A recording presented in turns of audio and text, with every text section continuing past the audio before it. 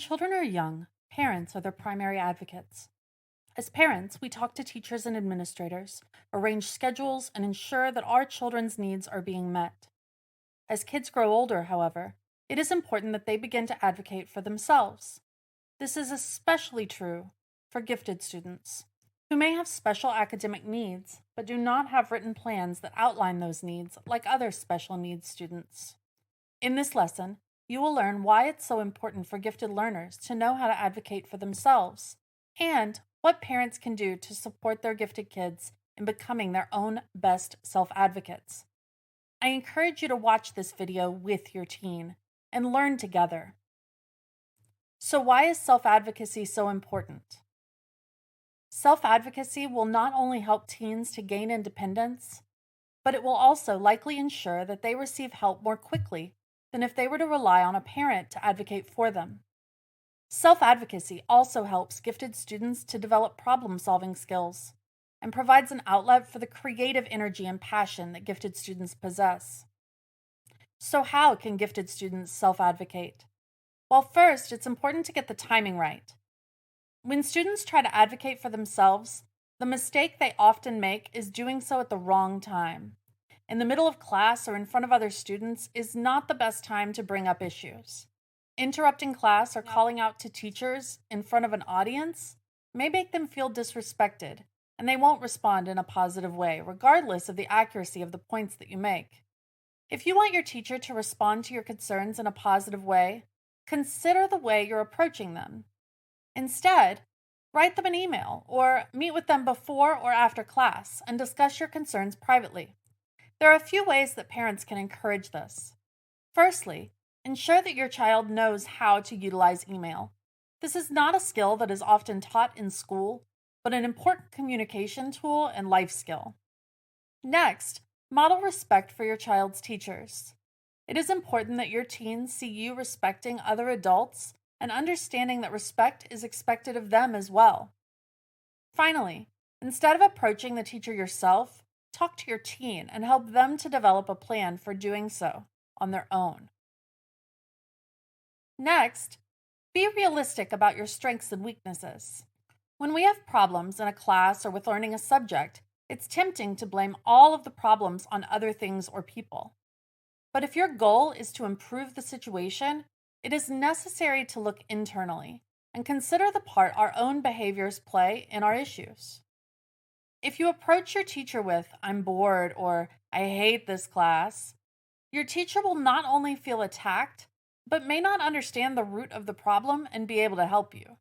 If you can admit your own weaknesses as well, however, it will show that you're really realistic about what's happening in the classroom and make your complaints and ideas seem more realistic and legitimate. This is true even if you feel you have a good reason for your behaviors. For example, if you're getting into trouble for calling out in class, you might be doing so because you're frustrated that no one else has the answer and the teacher won't call on you when you raise your hand. While your concerns are valid and you deserve to be listened to, admitting that you know that your behavior is problematic will go a long way to showing the teacher your maturity and getting their help in developing solutions. As parents, we often tend to idealize our child's behavior and want to believe that they are always in the right. This is especially true for parents of gifted children. But one of the best things that we can do as parents is talk to our children when they have complaints and help them see both sides of the issue. This will not only help kids approach situations in a more mature way, but it will also ensure that they grow into reasonable, empathetic adults. Next, come with solutions, not just problems. One of the superpowers of many gifted students is creativity. And that creativity can be applied to many different situations, including solving the problems we are having in school. One thing to understand is that your issues are far more likely to be solved in a manner that works for you if you suggest some possible solutions rather than simply complaining about the problems.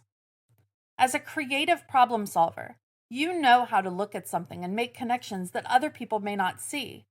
And as the closest person to the problem, you have an important perspective to share. So before you approach your teacher or administrator to discuss an issue, try to develop a few realistic solutions. Consider the resources your school has when coming up with ideas. For example, if your class is studying something that you've already learned, maybe you could work with your teacher to develop a research project to delve deeper into the topic and spend some class time in the library working. Or, if you're struggling to focus because someone who sits near you is making noise all the time, you might suggest moving seats. The important thing is that you come with viable solutions so that your teacher can work with you to address them. Parents, while we can certainly talk to our teens to let them bounce ideas off of us or ask questions to help them dig deeper, it's important that we resist the urge to solve the problem or to talk with the teacher ourselves.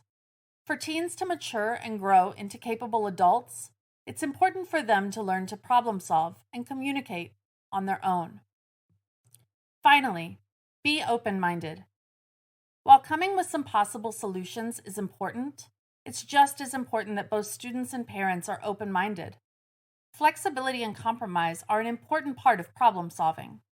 So listen to the teacher and consider the points they bring up.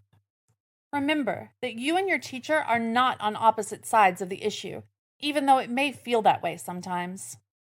You're both working toward the same goal, your success. Parents, we know that we all want the same thing, and compromise and communication are the best way to achieve it. The solution you develop with your teacher may not be the exact one you had in mind, and that's okay. They may need to make some changes to your ideas to make them work, or may need to think about it a little to determine if it will be feasible. But if you listen to each other, the chances are good that you will come up with a solution that works for everyone. Hopefully, this video has been helpful, but this is not the end of your journey. Check out the next video in this series, which will teach you some of the causes of underachievement in gifted teens, and check out the many resources on giftedness that I've attached in a document to this video. Raising a gifted kiddo isn't always easy, but it is a truly rewarding experience.